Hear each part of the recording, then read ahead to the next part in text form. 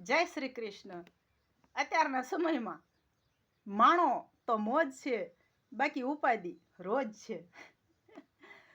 એટલે સમય એનું કામ કરતો જાય છે, આપણે પણ આપણું કામ કરતા રહેવું જોઈએ, એટલે મોજ જ રહી.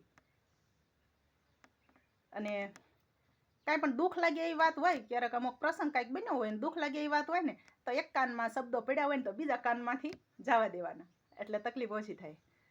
નકર તો અરવિંદભાઈના શબ્દોના જેમ કે આ જિંદગી ઝેર લાગશે, અને એક કાનમાં બીજા કાનમાં કાઢી નાખશો ને તો લીલા લેર જ છે. અને આ તો જિંદગી છે.